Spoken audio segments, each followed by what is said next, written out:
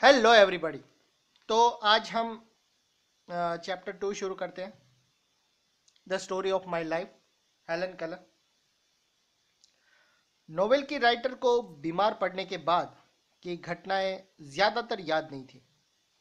ज़्यादातर वो अपनी माँ से चिपकी रहती थी। उसे टच यानी कि स्पर्श और एक्सपीरियंस करने की अनबिलीवेबल, एक आश्चर्यजनक शक्ति मिली थी, एक पावर मिली थी।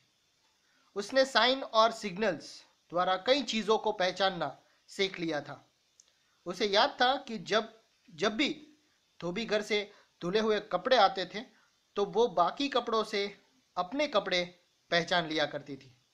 उसे ये भी याद था कि वो हमेशा अपनी माँ और आंटी के साथ बाहर जाने की जिद किया करती थी। जब भी घर में मेहमान आते थे उसे दूर भेज दिया जाता था, जिससे कोई ये ना जान पाए कि वो नॉर्मल लड़की नहीं थी। धीरे धीरे उसे एहसास हुआ कि वो दूसरों से काफ़ी अलग है, क्योंकि वो खुद इशारों से अपनी बात को जाहिर करती थी, जबकि दूसरे लोग मुंह से बोलते थे। वो एक शैतान बच्ची थी। एक बार उसने अपनी माँ को एक कमरे में ताले से बंद कर दिया था। आप भी घर पे ट्राई करके देखिए, फिर देखिए कैसे धुलाई होती है।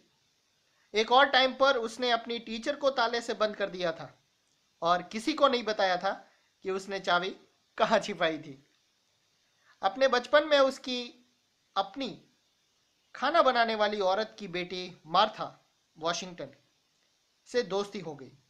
मार्था उसके इशारों की भाषा समझती थी, लेकिन हमेशा उस पर रोब झाड़ती थी हेलन, और उससे अपना मनचाहा काम करवा लेती थी।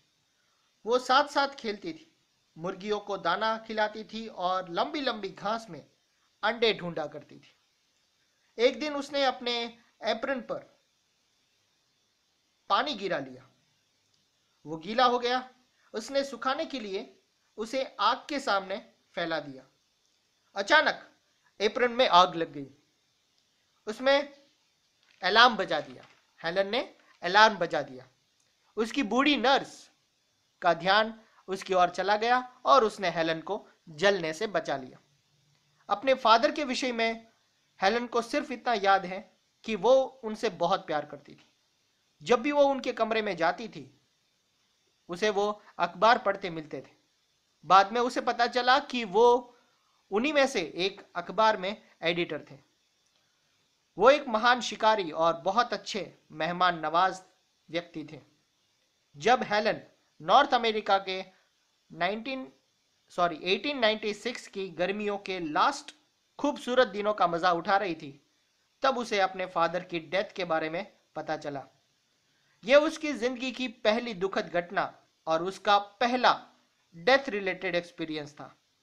उसे अपनी छोटी बहन से जलन होती थी, क्योंकि वो हमेशा अपनी माँ की गोद में हुआ करती थी। छोटी थी इसलिए हेलन अपने आप को थोड़ा नीचा महसूस करती थी। एक दिन जब उसकी छोटी बहन क्रेडल यानी कि पालने में सोई हुई थी, तब हेलन ने टक्कर मारकर पालने को उलट दिया। वो क्रेडल को उलट दिया, लेकिन माँ ने गिरती हुई छोटी बच्ची को पकड़कर बचा लिया।